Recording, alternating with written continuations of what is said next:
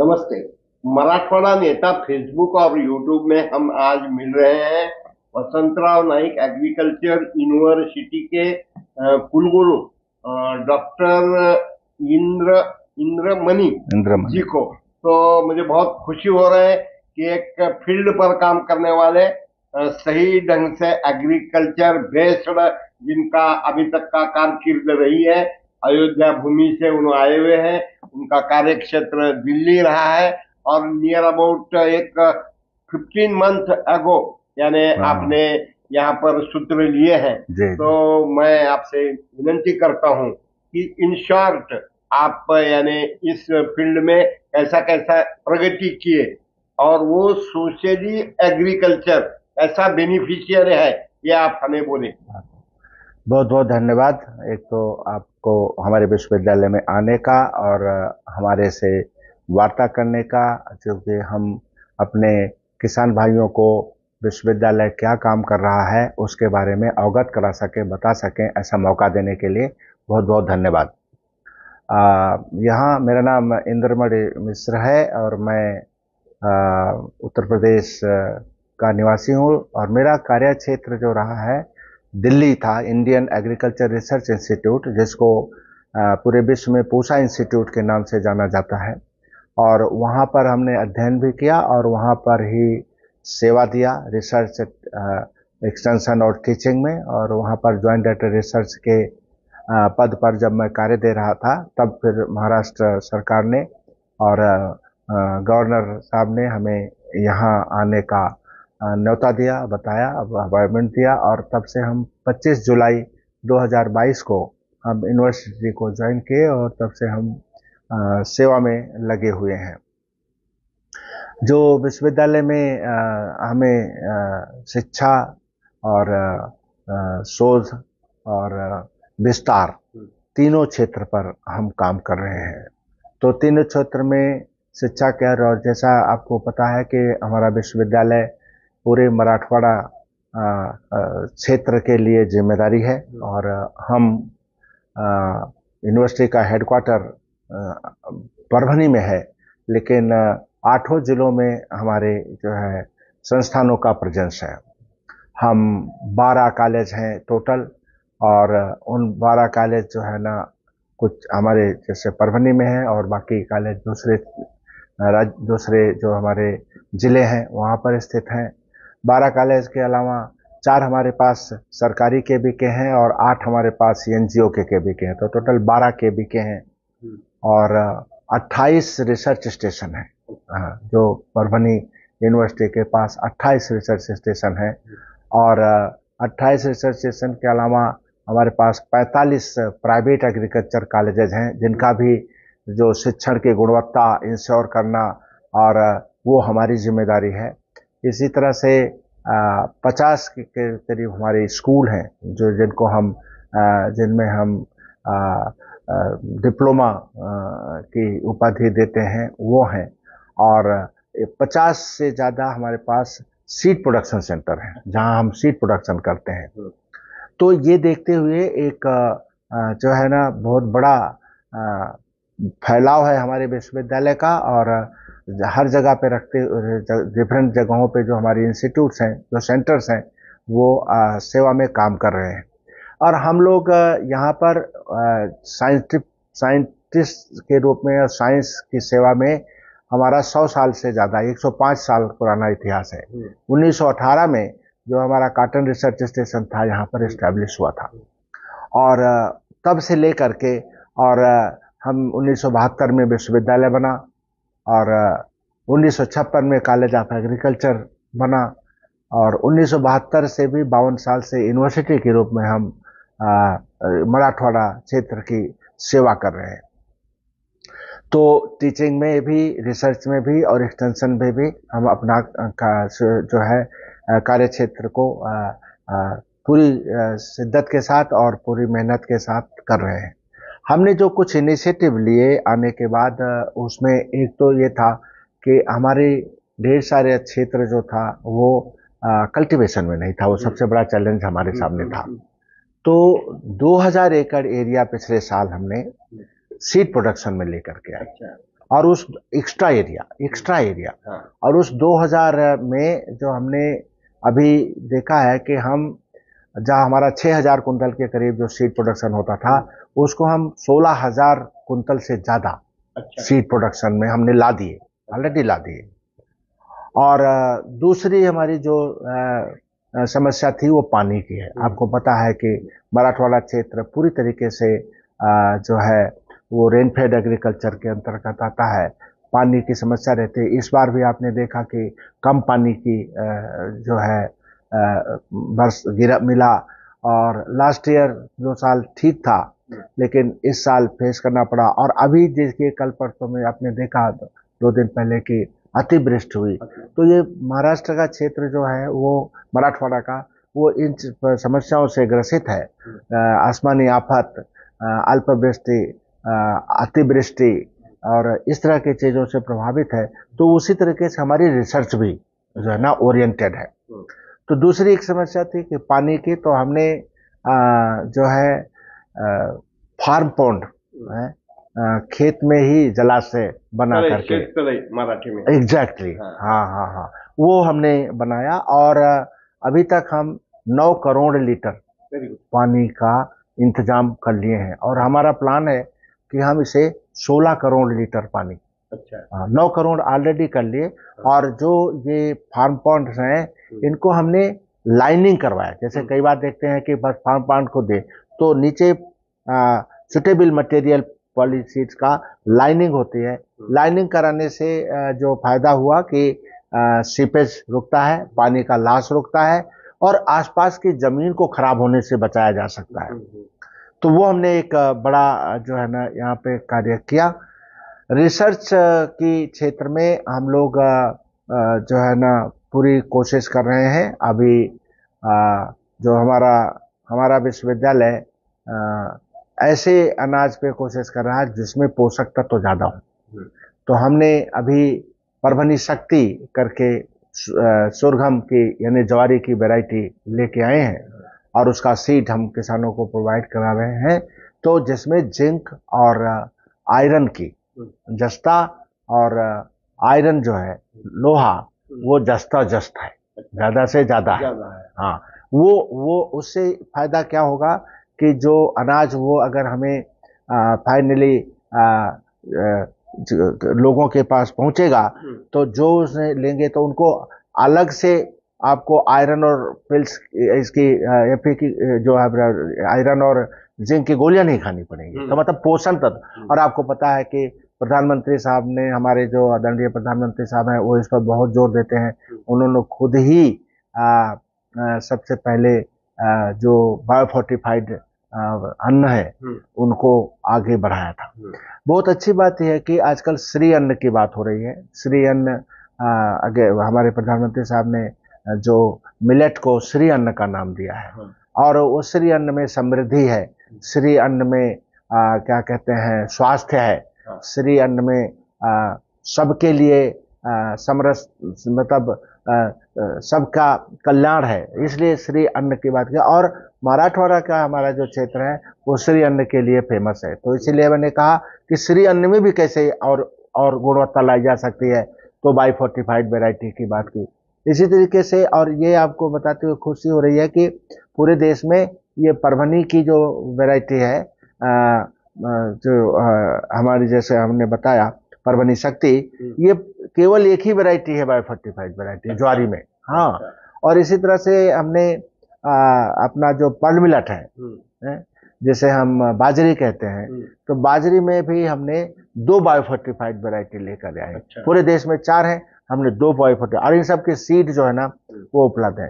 तो एक ये कोशिश कर रहे हैं हम, क्योंकि हमारी बीच में सिल्लौर मेले में एग्रीकल्चर मिनिस्टर साहब तब के थे, और हमारे मुख्यमंत्री साहब से मुलाकात हुई थी, मुझे मौका मिला।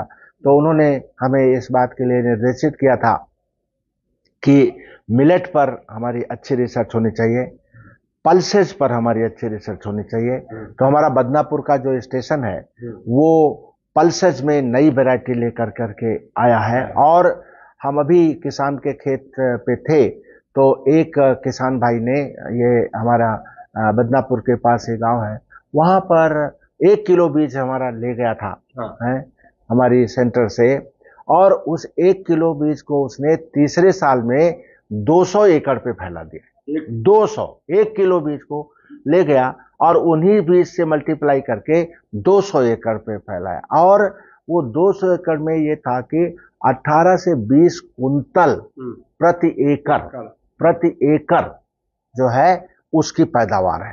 तो वो देख करके ये लगता है कि किसान भाइयों को, और उसकी और भी हम जो वैरायटी अभी डेवलप कर रहे हैं उसमें ये देख रहे हैं कि जैसे ड्राउट रेजिस्टेंट हो, मान लीजिए कि कम पानी है, पानी नहीं गिरा तब भी ग्रो हो सके, ऐसा जीन हम डालने की कोशिश कर रहे हैं कि हम ऐसी वैरायटी दे सके जो रोग कीटाणु से रेजिस्टेंट हो, उस पर कम लगे, रोग कीटाणु कम लगे तो किसान का उस पर दवा नहीं डालनी पड़ेगी तो खर्चा बचेगा, पानी कम है तब भी काम करे, तब भी किसान का खर्चा बचेगा, ठीक है ना। और ऐसी वैरायटी इतनी बढ़िया लेके आए कि मार्केट में बहुत बढ़िया प्राइस मिले, उसका बोल्ड साइज हो, अच्छी गुणवत्ता हो।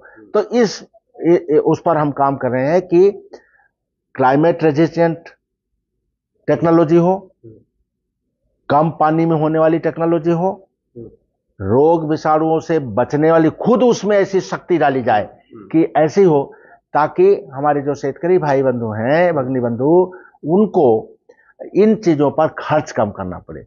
तो हमारी कोशिश है कि सतत या सार्वभौमिक खेती की बात कर रहे हैं हम प्रॉफिटेबल खेती की बात कर रहे हैं, और साथ साथ हम ये देखने की कोशिश कर रहे हैं कि जो ये जो आसमानी आफतें हैं, ग्लोबल वार्मिंग, क्लाइमेट चेंज, इनसे जो होने वाले प्रभाव हैं उनसे किस तरीके से बचा जा सकता है, ऐसी वैरायटी डेवलप की जाए। तो वो लोग हम कर रहे हैं।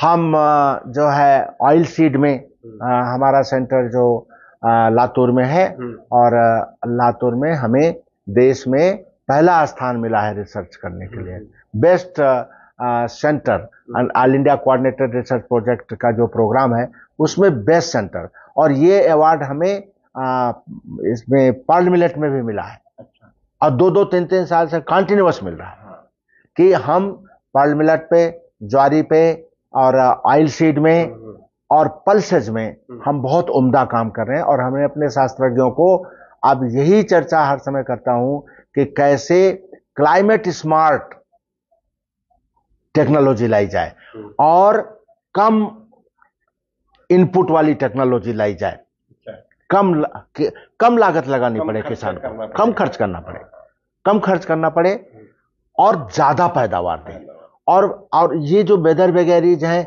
इनको भी रजिस्ट कर सके। तो इस पर हमें काफी सफलता मिल रही है, और नए प्रयोग हम कर रहे हैं, जैसे नए प्रोजेक्ट लेकर के आ रहे हैं। अभी हमने जर्मन की एक कंपनी है जो एग्री पीबी पे काम करती है। एग्री पीबी का मतलब हुआ कि एग्रीकल्चर भी करो और सोलर एनर्जी भी पैदा करो। Very good. तो ऊपर से एनर्जी और उसके नीचे खेती। और आप अभी आए तो मेरी दिल्ली से बात हो रही थी, आपने सुना, और उसमें मैंने कहा कि हम किस तरीके से पिछले साल जब तक हम उसे नहीं, मानवत में वो 5 एकड़ में एग्री पीबी का प्रोग्राम है, जो GIZ और हमारी ये जर्मन की कंपनी जो है, और केंद्र सरकार के जो न्यू और रिन्यूएबल एनर्जी रिसोर्सेज के जो मंत्रालय है, उनके साथ मिलकर के हमने इसको 1 लाख रुपए, 1 करोड़ रुपए की फंडिंग GIZ से लिया हूं। और उस फंडिंग के तहत हम इस टेक्नोलॉजी को इस्टेब्लिश कर रहे हैं कि जहां पर हमारा जो एक उसी खेत में ऊपर से सोलर एनर्जी और नीचे खेती, तो जमीन का ज्यादा उपयोग कैसे हो, मल्टीपल उपयोग कैसे हो, उस पर हम काम कर रहे हैं, और हमें काफी सफलता मिली है। तो इसमें क्या हो रहा है कि शास्त्रज्ञों को नई क्षेत्र में काम करने का मौका मिल रहा है। हम देश विदेश के नक्शे पे विश्वविद्यालय को जोड़ रहे हैं, और उस सब का फायदा ग्राउंड पे हमारे किसानों को मिल रहा है। और फिर इसी तरीके का 5 एकड़ में ही एक दूसरा एग्री पीबी प्लांट जो है हम अपने परभनी के यूनिवर्सिटी में भी हम लगाने जा रहे हैं। उन्हीं कंपनी के उन्हीं की फंडिंग के साथ। तो इस पर काम कर रहे हैं हम। इसी तरीके से नैनो फर्टिलाइजर की आजकल बात हो रही है। तो इफको कंपनी है जो नैनो फर्टिलाइजर लेकर के आई थी।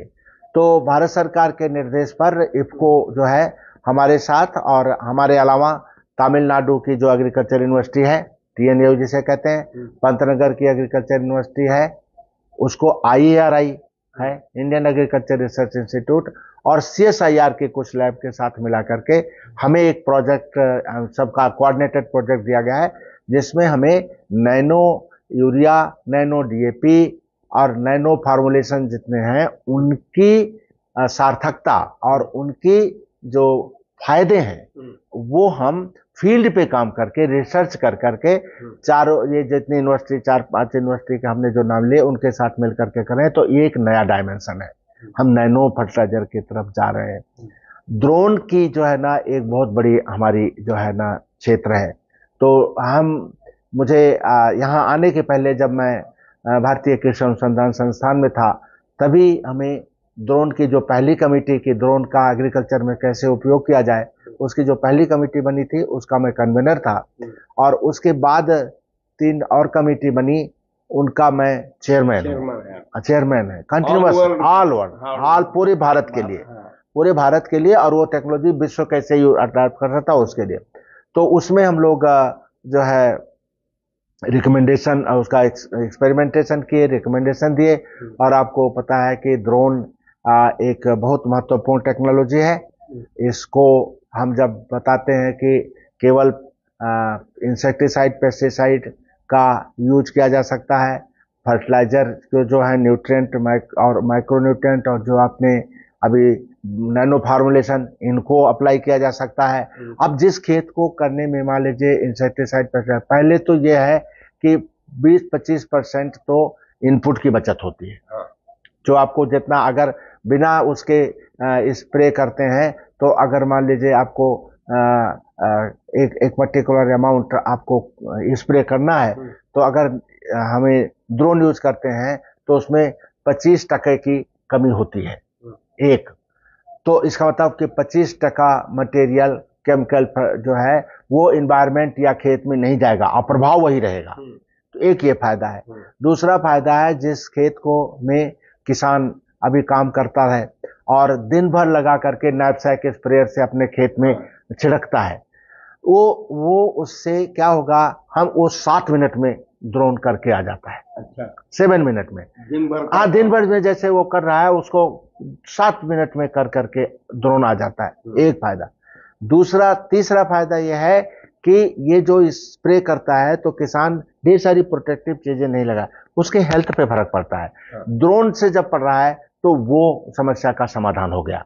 कि उसका जो हेल्थ इफेक्ट होता था केमिकल के कारण, इनहेलेशन हो जाता था ना, कई बार खेत में घुस रहे हैं, इतना प्रोटेक्टिव रह करके काम नहीं कर सकते, तो उसका फायदा हुआ।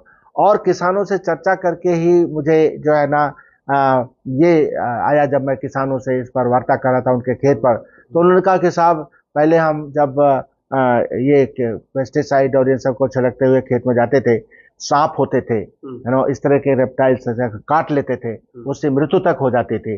अब जब हम आसमान से छिड़क रहे हैं तो उससे भी बचत होगी।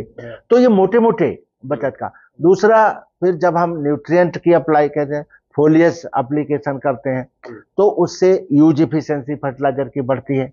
नैनो के सारे जो आपके फार्मुलेशन है खूब अच्छी तरीके से चल रहा है, आपको पता है, तो इनको करें। और इस सब के लिए हमने, चाहे इंसेक्टिसाइड, पेस्टिसाइड है, चाहे अब हमारा इसकी न्यूट्रिएंट की SOP है, उसकी तो हमने डेवलप करके भारत सरकार को दे दिया था, और अभी इस पर काम कर रहे हैं। बहुत जल्दी जो नैनो फर्टिलाइजर है इन सब पर स्टैंडर्ड ऑपरेशनल जो प्रोसीजर है कि किस तरीके से, किस समय, किस नोजल की रखें, कितनी हाइट से स्प्रे करें। हम 1 से 3 मीटर की हाइट कहते हैं, तो उतनी हाइट से ही जाकर के हमें स्प्रे करना चाहिए। क्या ड्रोन की स्पीड क्या रखें, सुबह शाम किस समय करना है, टेम्परेचर कितना हो तब हम कितना अवॉइड करें, ह्यूमिडिटी कितनी हो, ये सारा चीज जो है दी गई है और कौन सा नोजल यूज करें, हैं नोजल को कैसे डिजाइन करें, कैसे उसमें हम फिट करें, वो सब पर। तो ऐसा देख करके हमने अब मंत्रालय की वेबसाइट पर हमारी रिकमेंडेशन जो हैं और वो सारे लोगों को प्रोवाइड की जा रही हैं। तो उनको देख करके लोगों को चाहिए कि किसान भाइयों के कि जब भी ड्रोन को यूज करें वो उन गाइडलाइन को बहुत फॉलो करें। और हमने जब उस समय अपनी रिकमेंडेशन में भारत सरकार को कहा था कि जैसे दूसरी टेक्नोलॉजी है उसी तरीके से ड्रोन टेक्नोलॉजी पर भी किसानों को सहूलियत दी जाए, सब्सिडी दी जाए। तो आपको पता है कि भारत सरकार ने उसको एक्सेप्ट किया और ड्रोन को हम सब्सिडी के रूप में लेकर के आए हैं। इसके अलावा उस समय कहा था कि ड्रोन जो है वो आपको जैसे इंडिविजुअल फार्मर है उसको 40% तक, SC/ST फार्मर, वुमेन फार्मर है 50% तक, अगर आपका कोई FPO है 75% तक, और इंस्टीट्यूट वगैरह ICR के भी के हैं उनको 100% छूट दे करके इस तरीके से। तो 300 ड्रोन आपको पता है कि ICR के थ्रू पूरे देश में दिए गए और उनको ये इसलिए दिया गया कि आप 7,500 हेक्टेयर एरिया पर छिड़काव करके जाइए और उसके लिए भी पैसा दिया गया। अच्छा। कि ये पैसा लीजिए जाकर के छिड़काव करिए, जाकर के डेमोन्स्ट्रेट के, ताकि किसान समझ सके इसके फायदे को, इसकी टेक्नोलॉजी की इंट्रिकेसी जो है, टेक्नोलॉजी की जो खासियत है,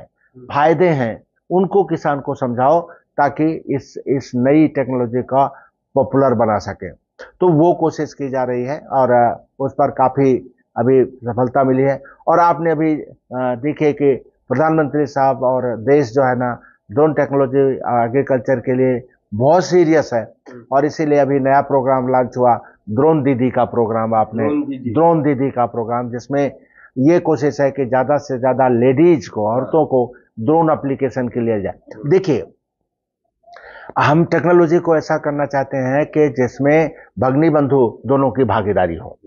अब पहले जैसे ट्रैक्टर है तो ट्रैक्टर को महिलाओं को हो सकता है चलाने में थोड़ी दिक्कत हो, तो पावर टिलर टेक्नोलॉजी लाई गई कि ये महिलाएं जो है ना आराम से उसको यूज कर सकें। इसी तरीके से जो है वुमेन फ्रेंडली ढेर सारे इक्विपमेंट और मैकेनाइजेशन बनाए गए ताकि महिलाएं जो है कम श्रम लगा करके ज्यादा काम कर सके। मशीनरी का मतलब यही है कि जिसमें श्रम कम लगे, काम ज्यादा हो, ठीक है ना। ये कोशिश, इस तरह की टेक्नोलॉजी लाई जा रही है और कैसे ज्यादा से ज्यादा महिला किसान का जो है प्रोडक्शन सिस्टम में लाया जा सके, हो गया। एक और फायदा जो इन तरह की टेक्नोलॉजी जो हम लोग कोशिश क्यों कर रहे हैं, क्योंकि कृषि में कृषि के जो कार्य है ना उनको कई बार वो थोड़ा ज्यादा मेहनत के काम होते हैं। तो मेहनत के काम के कारण और सॉइल और प्लांट से के साथ काम करना है, मिट्टी और पौधे के साथ काम करना है। तो कई बार लोग जो है ना उसको ये सोचने लगते हैं कि भाई ये व्हाइट कॉलर जॉब नहीं है। तो हाँ, और उसमें यूथ जो ज्यादा से ज्यादा आगे आए, इसलिए हमारी कोशिश ये है कि जो मैकेनाइज्ड एग्रीकल्चर है, जिसमें मैकेनाइज्ड एग्रीकल्चर में ही ट्रैक्टर आता है, पावर टिलर आता है, ढेर सारे इक्विपमेंट जो डिजाइन किए वो आते हैं, ड्रोन आता है, रोबोट आता है, एक एक तरह के सब मैकेनाइज्ड एग्रीकल्चर है। और महाराज जो विश्वविद्यालय है रोबोट पर बहुत अच्छा काम कर रहा है। ग्राफ्टिंग रोबोट हमने बाहर से कोलैबोरेशन किया, जापान और साउथ कोरिया से कोलैबोरेशन किया। अच्छा। और उनका ग्राफ्टिंग रोबोट लेटेस्ट टेक्नोलॉजी जो वर्ल्ड की है वो यहाँ ला करके और उसको इंडिजनाइज कर रहे हैं कि कैसे हम अपने कामों के लिए बेटर यूज कर सकें, उस पर है। ड्रोन पर भी हमारे अपने ही ड्रोन की फ्लीट, 5 ड्रोन की फ्लीट है, जिनको हम किसानों को, अपने ही साथियों को ड्रोन पायलट की ट्रेनिंग दिलवा करके ये करें। बहुत जल्दी हम अपने पास ड्रोन पायलट की ट्रेनिंग खोलने जा रहे हैं। अच्छा। तो उसमें किसानों को हम ड्रोन पायलट की प्रशिक्षण देंगे यंग लोगों को, ताकि वो इसका फायदा उठा सकें। तो ड्रोन की एरिया में हमारा इस तरीके से कार्यक्रम चल रहा है। टीचिंग जो है बच्चों के, हम ज्यादा से ज्यादा कोशिश कर रहे हैं कि हम फैकल्टी को और बच्चों की गुणवत्ता को कैसे बढ़ाएं।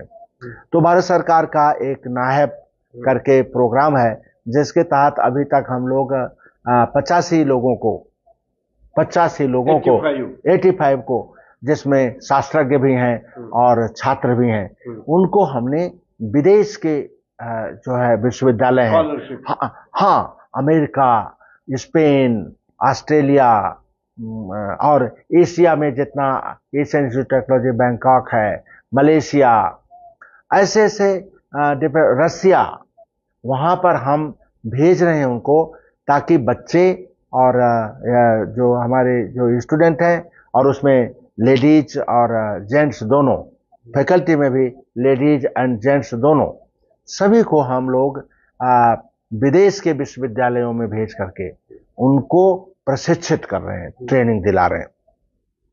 तो ये एक बड़ा कार्य है। और आपको एक्सटेंशन में यह है कि मैंने नारा दिया यहाँ कि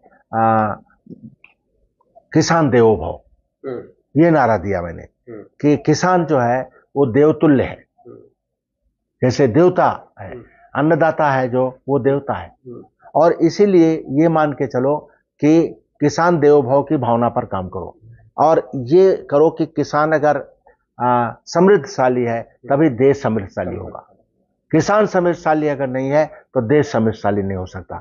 तो इस फिलॉसफी पर हम काम कर रहे हैं, और उसमें हम एक दिन जैसे कहा था, माझा एक दिवस माझा बलिराजासाठी, इस तरीके का प्रोग्राम हम लेकर के आए, और वो हर महीने, अभी कल ही वो प्रोग्राम हम किसान के खेत पर करने जा रहे हैं, और सब शास्त्रज्ञ उस दिन जो है किसानों के साथ होंगे। और उनको सरकार ने अभी बहुत अच्छा काम किया कि भाई ये आसमानी आफत से बचने के लिए अभी उनका क्या कहते हैं, पंचनामा कर रही है। पंचनामा करने के बाद उनको प्रोवाइड करेगी कंपेंसेशन।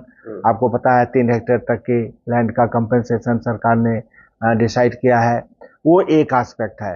विश्वविद्यालय का एस्पेक्ट क्या है कि अपॉर्चुनिटी ढूंढना, एडवर्सिटी में अपॉर्चुनिटी ढूंढना है। प्रॉब्लम तो हो गई, लेकिन प्रॉब्लम में अपॉर्चुनिटी क्या है, मौका क्या है? जहां फूल तहां कांटे, ठीक है ना? तो और जहां कांटे वहां फूल। तो जो चीजें नुकसान तो हो गई, लेकिन हम कैसे अपने इनमें अपॉर्चुनिटी ढूंढे। और अभी किसान भाइयों ने अभी फसल को पानी बहुत कम था तो बोना कम कर दिया था, रोक दिया था। क्या ज्यादा बढ़ा सकते हैं? हमने अपने विश्वविद्यालय में भी कहा कि अभी चूंकि बरसात अच्छी हो गई तो जो एरिया बची है उसमें तुरंत बुआई करो, क्योंकि ऐसे किसान भाइयों को ये बताना है कि क्या सकते हो, कौन सी खेती इस समय बचे क्षेत्र में, कौन सी खेती होगी जो प्रॉफिटेबल होगी, और जो क्रॉप गिर गई है, लॉजिंग हो गई है, वहां पे किस तरीके से करें कि कितना ज्यादा से ज्यादा रिस्टोर किया जा सके, और आगे आने वाले समय में कौन सी फसल पर जो है ना वो काम करें। तो ये सब करने के लिए हम लोगों ने एक बहुत बड़ा कल अभियान किया है, उसमें जाएंगे। एक्सटेंशन को हम बहुत जोर दे रहे हैं, और हमें अभी भारत सरकार की तरफ से अभी हमने हाल ही में DST, department science and technology का एक प्रोग्राम किया था। यहाँ सबको बुलाया और उनको बताया कि हमारे शास्त्रज्ञों को ये सिखाइए कि अच्छे प्रोजेक्ट कैसे अप्लाई किए जाएं, अच्छा कॉम्पिटिटिव प्रोग्राम कैसे बनाए जाएं। और शास्त्रज्ञों ने 2 दिन में बहुत अच्छा सीखा। और अभी जो है हम दिल्ली गए थे, वहाँ प्रेजेंटेशन था, और हमें 3 बड़े प्रोग्राम जो है DST से, और उनकी फंडिंग जो है वो एक सेंटर ऑफ एक्सीलेंस के लिए जो है ना 4 करोड़ प्लस की फंडिंग, और दूसरा दो प्रोजेक्ट, आपके स्नेल की समस्या आती है तो स्नेल की समस्या के लिए हम फंडिंग और प्रोग्राम के लिए अप्लाई किए थे।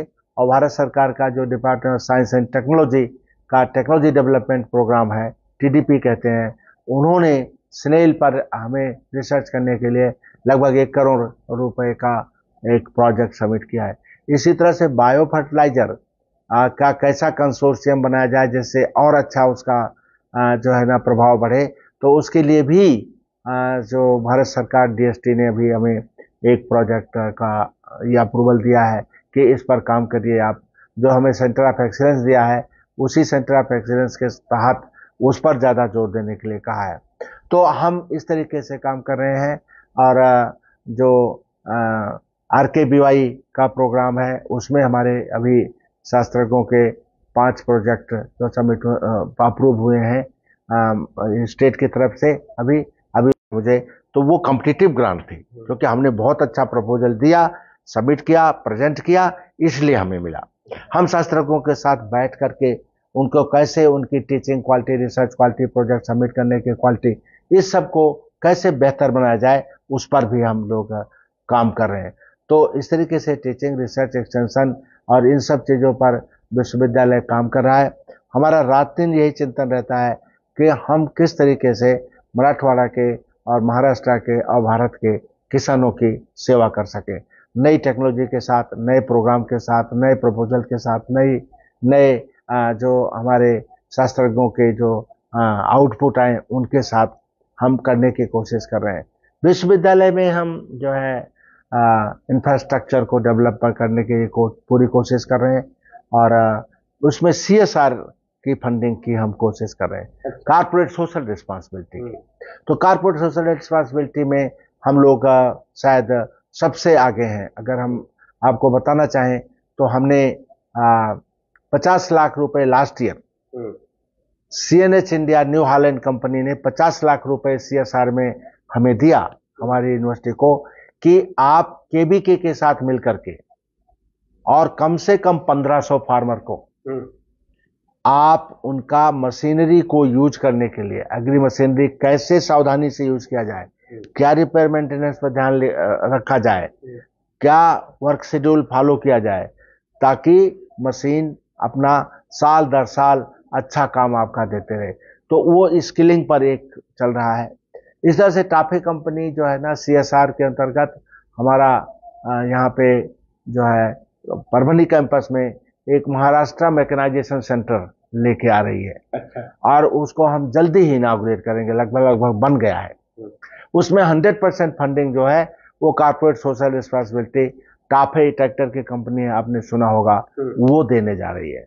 इसी तरीके से हम कोशिश कर रहे हैं कि औरंगाबाद में हमारा जो NIRP के पास की जगह है उसमें एक advance farmers training centre establish करने जा रहे हैं। किसानों की केवल ट्रेनिंग हो उसमें, और वो जो सेंटर है वो औरंगाबाद में है। और उसके लिए पंजाब नेशनल बैंक, आप जानते हैं बड़ी बैंक है, वो लोग 15 करोड़ रुपए तक की जो है ना CSR सपोर्ट देने जा रहे हैं।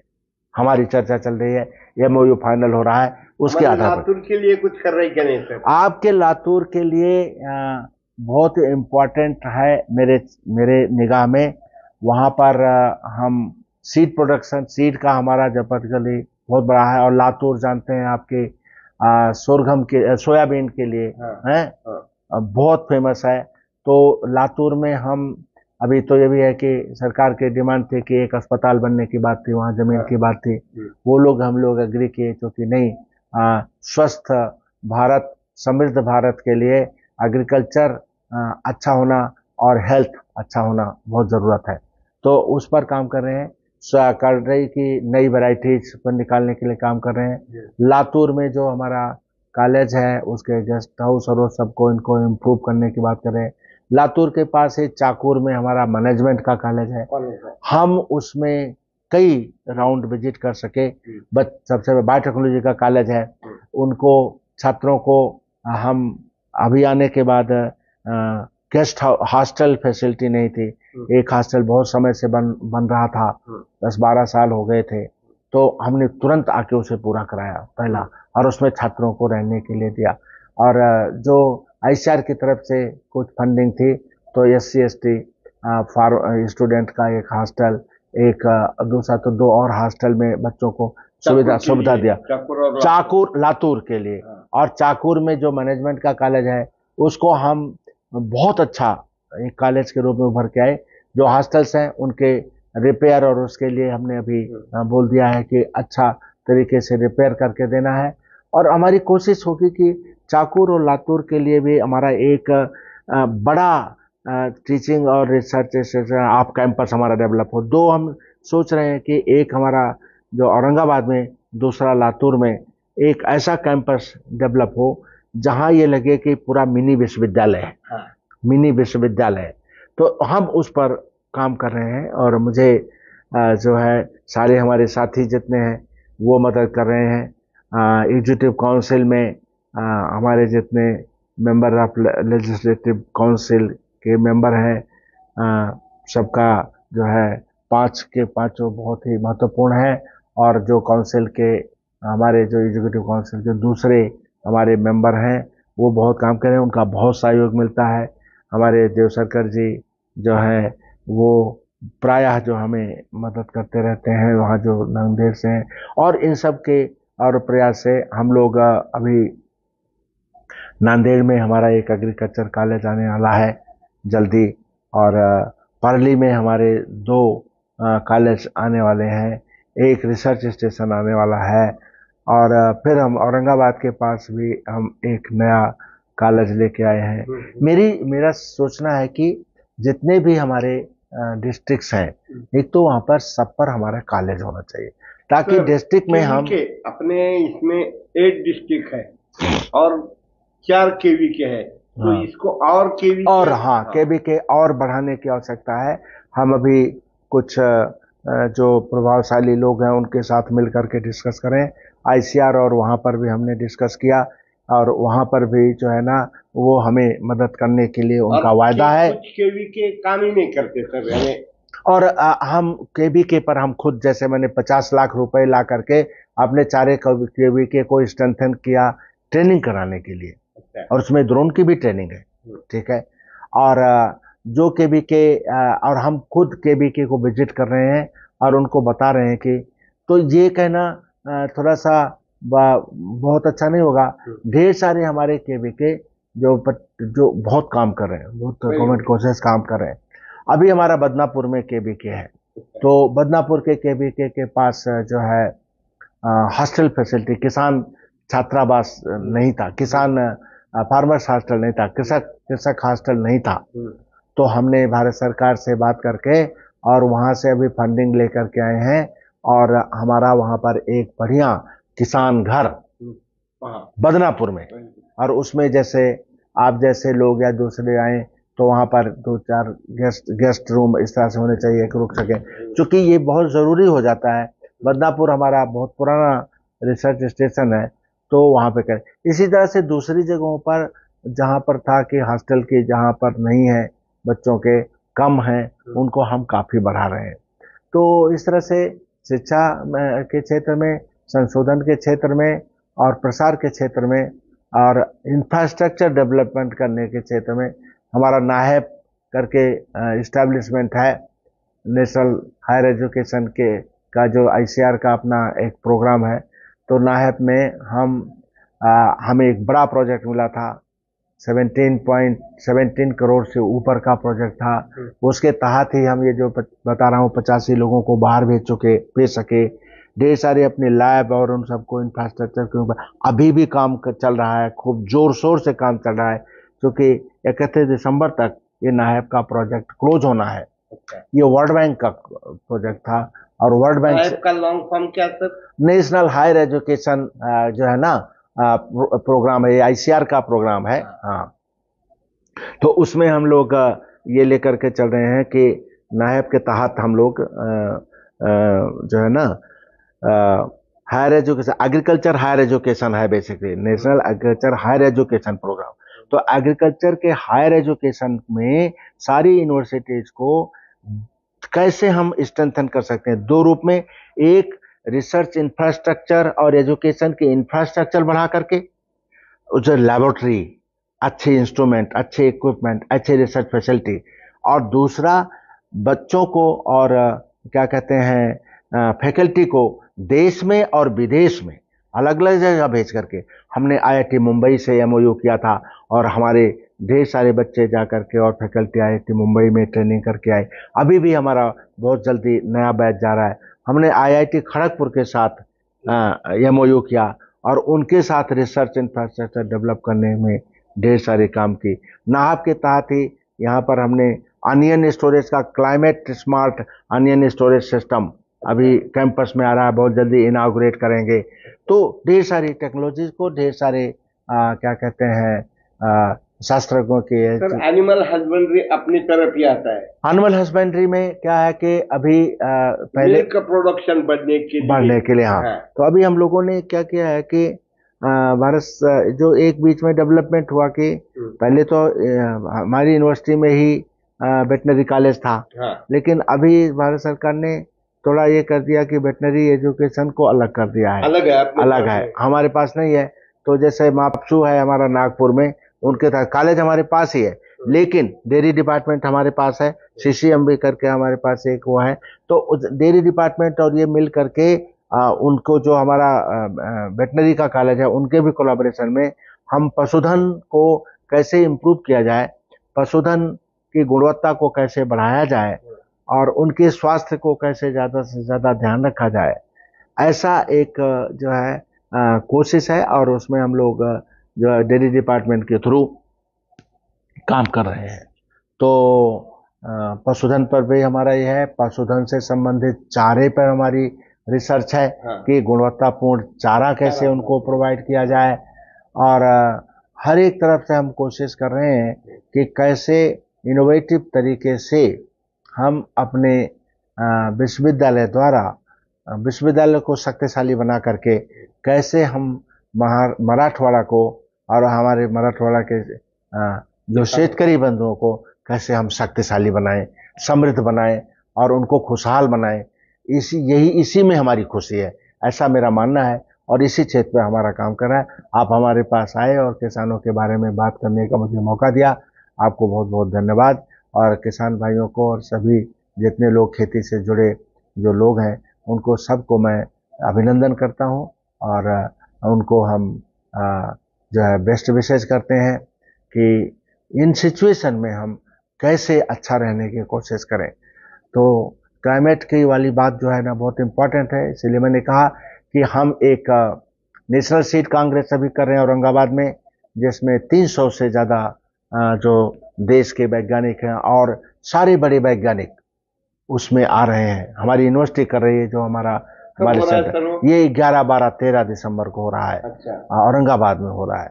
और उधर फिर हम लोग agriculture regional agriculture fair Bharat सरकार ने, वो प्रोग्राम भी भारत सरकार का है, उसने हमारी यूनिवर्सिटी को दिया।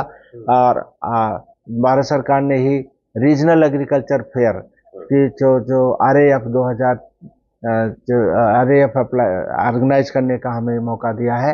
ये दोनों प्रोग्राम जो है हम विश्वविद्यालय की तरफ से करने जा रहे हैं। और उस जो RAF में हम अपने पार्टनर भी देख रहे हैं कि किन को पार्टनर बना करके एक बढ़िया प्रोग्राम किया जाए। तो इस तरीके से हमारी जो इन सब प्रोग्रामों को सही तरीके से करने से विश्वविद्यालय की साख बढ़ती है। तो विश्वविद्यालय अपनी साख बढ़ाना, उसको महत्वपूर्ण बनाना, देश का अग्रणी विश्वविद्यालय बनाना और देश के अग्रणी विश्वविद्यालय बनाकर मराठवाड़ा के किसानों, महाराष्ट्र के किसानों और जहां तक हो सके देश के किसानों की सेवा करना ही हमारे विश्वविद्यालय का मूल मंत्र है। आप आए, आपको ढेर सारा धन्यवाद। नमस्कार। आपका नाम इंदिरा मनी, लोगों को ज्यादा से ज्यादा मनी मिलना आपके जरिए। और आपका जो कोशिश मैं देख रहा हूँ, you want to do something new and creative always. और यही हम प्रभु परमात्मा से प्रार्थना करते हैं कि आप अच्छे से अच्छे न्यू रोल मॉडल इधर मराठवाड़ा में बनाए। मराठवाड़ा नेता फेसबुक, यूट्यूब के जरिए मैं आपको धन्यवाद देता हूं, शुभकामनाएं देता हूं। आपके बिजी शेड्यूल में भी आप हमें डिटेल इंफॉर्मेशन दिया, बहुत बहुत धन्यवाद। नमस्कार।